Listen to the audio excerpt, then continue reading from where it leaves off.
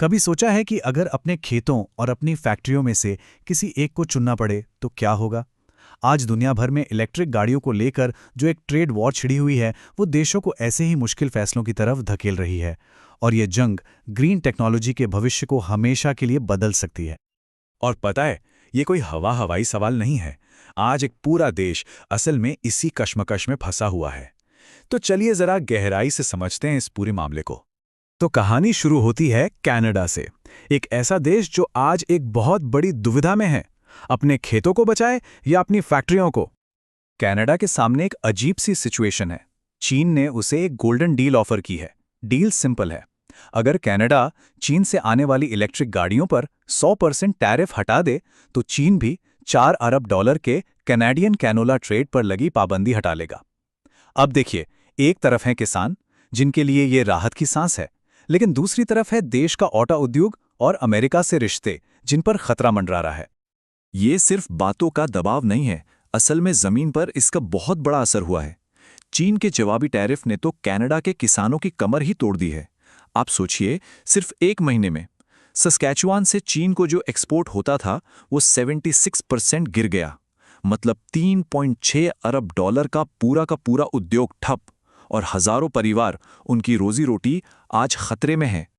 सस्केचुआन के premiere Scott मोए की बात वहां के किसानों का दर्द साफ बयां करती है। वो कहते हैं, नेशनल पॉलिसी हमारे खेतों और हमारी रोजी रोटी की कीमत पर नहीं बन सकती। तो यहां एक सीधा टकराव दिखता है। एक तरफ है ओटावा में लिए जा रहे बड़े बड़े जियोपॉलिटिकल फैसले और दूसरी तरफ जमीन पर किसानों की असल जिंदगी। तो ये तो हुई कनाडा की बात, लेकिन अब जरा जूम आउट करके बड़ी पिक्चर देखते हैं। क्योंकि कनाडा की ये जो परेशानी है ना, ये कोई अकेली घटना नहीं है, बल्कि ये तो ग्रीन टेक्नोलॉजी को लेकर चल रही एक बहुत बड़ी ग्लोबल लड़ाई का वो एक छोटा सा हिस्सा है। अमेरिका को ही देख लीजिए, उसने तो चीनी ईवीज के खिलाफ अपनी दीवारें लगातार ऊंची ही की हैं। 2018 में 25% टैरिफ से शुरू हुई कहानी 2025 आते आते एक ऐसी सिचुएशन बन गई है कि ये लगभग एक पूरी नाकेबंदी है। मतलब चीनी ईवीज के लिए अमेरिकी बाजार में घुसना अब नामुमकिन सा हो गया है। और ऐसा नहीं है कि ये सिर्फ अमेरिका कर रहा है। कनाडा और यूरोपियन यूनियन वो भी इसी रास्ते पर हैं। चीनी ईवीज पर भारी भरकम टैरिफ लगा रहे हैं। हाँ, वजहें शायद थोड़ी अलग अलग बताते हैं, पर नतीजा एक ही है। पश्चिम ने मिलकर एक तरह का इकोनॉमिक फ्रंट, एक मोर्चा खोल दिया है। अब सवाल ये है कि इस नए माहौल में कंपनियां कर क्या रही हैं, वो खुद को कैसे ढाल रही हैं। इसको समझने के लिए चलिए एक बहुत बड़े ईवी प्लेयर BYD की कहानी देखते हैं। और ये बड़ी दिलचस्प है, क्योंकि नॉर्थ और साउथ अमेरिका में उनकी स्ट्रैटेजी एक दूसरे से बिल्कुल उल्टी है। बायोडी की कहानी से साफ पता चलता है कि जियोपॉलिटिक्स का बिजनेस पर कितना सीधा असर पड़ता है। देखिए, एक तरफ है मेक्सिको, जहां अमेरिका के जबरदस्त दबाव के चलते उन्हें अपनी फैक्ट्री का प्लान ही रोकना पड़ा। और दूसरी तरफ है ब्राजील, जिसने बाहें खोलकर उनका स्वागत किया।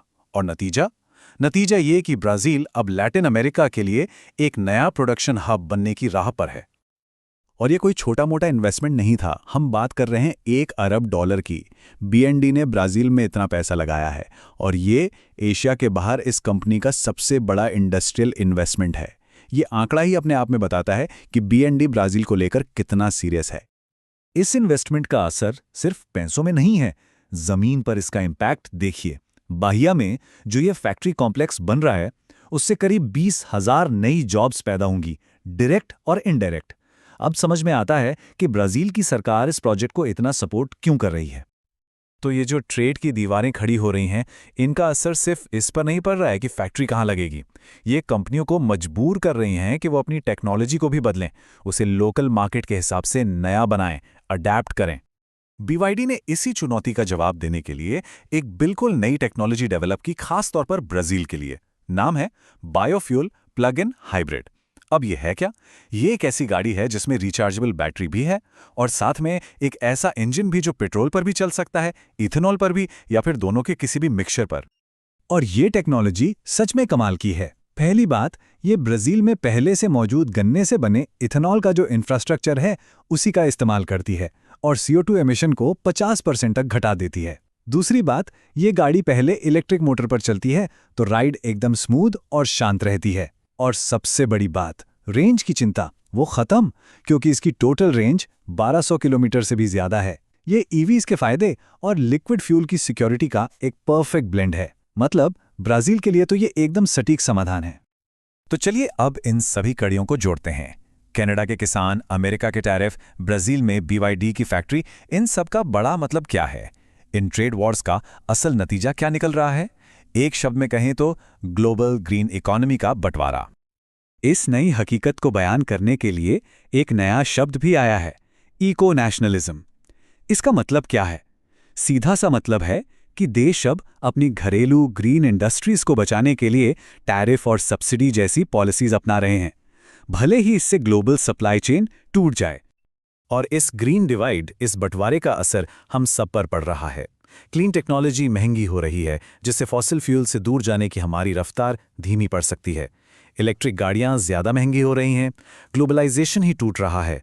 एक सिंगल ग्लोबल सिस्टम की जगह अब 2 समानांतर ग्रीन इकोनॉमी बन रही हैं, एक पश्चिम में और एक पूर्व में। और आखिर में इनोवेशन भी इन दीवारों के पीछे कैद हो रहा है।